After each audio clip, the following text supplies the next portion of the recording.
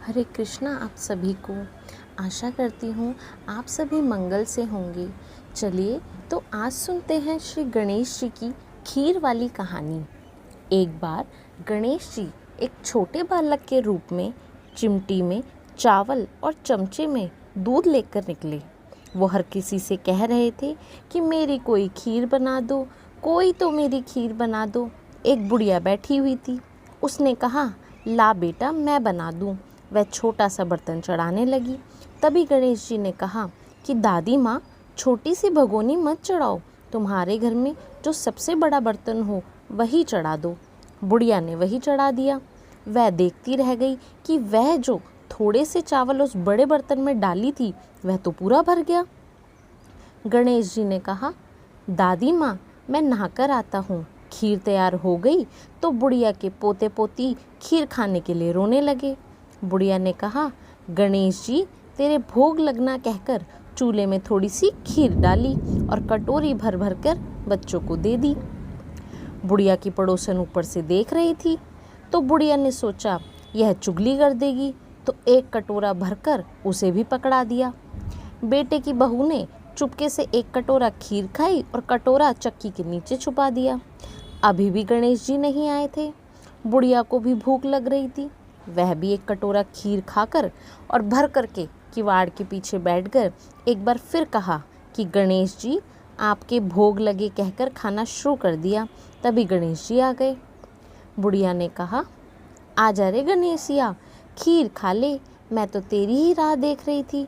गणेश जी ने कहा दादी माँ मैंने तो खीर पहले ही खा ली। बुढ़िया ने कहा कब खाई?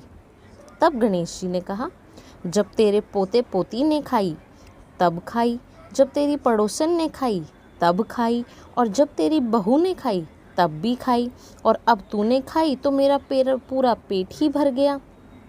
बुढ़िया ने कहा बेटा और सारी बात तो सच है, पर बहू बेचारी का तो नाम मत लो, वह तो सुबह से काम में लग रही है, फिर उसने कब खाई? गणेश जी ने कहा चाकी के नीचे देख झूठा कटोरा पड़ा है, और तूने तो मेरे भोग लगाया पर वह तो वैसे ही खा गई। बुढ़िया ने कहा बेटा घर की बात है, घर में ही रहने दो, अब बताओ बची हुई खीर का मैं क्या करूं? गणेश जी ने कहा नगरी जी जिमा दो। बुढ़िया ने पूरी नगरी जिमा दी, फिर भी बर्तन पूरा ही भरा था। राजा को पता लगा तो बुढ़िया को बुलाया गया और कहा क्यों रे बुढ़िया, ऐसा बर्तन तेरे घर पर अच्छा लगेगा, हमारे घर पर अच्छा लगेगा? बुढ़िया ने कहा राजा जी तो आप ले जाओ। राजा जी ने खीर का बर्तन महल में मंगा लिया और लाते ही खीर में कीड़े मकोड़े बिच्छू कंचले हो गए और दुर्गंध आने लगी।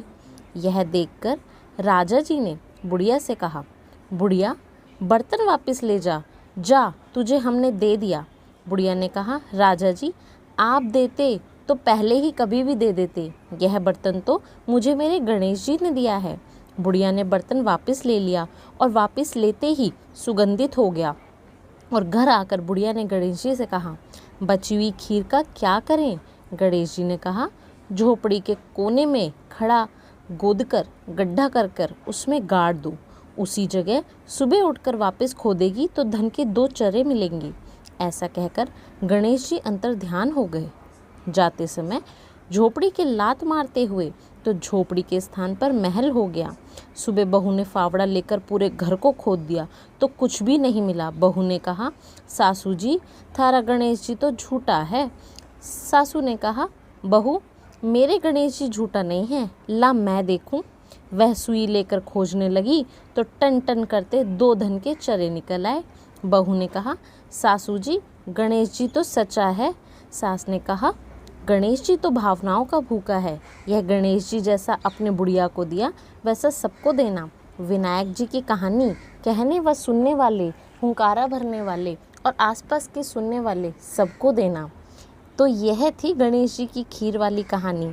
आपको भी गणेश जी की खीर वाली कहानी पसंद आई हो तो मेरे चैनल को लाइक व सब्सक्राइब करना ना भूलें, और ऐसी ही और अधिक कहानी सुनने के लिए हमारे चैनल से जुड़े रहे।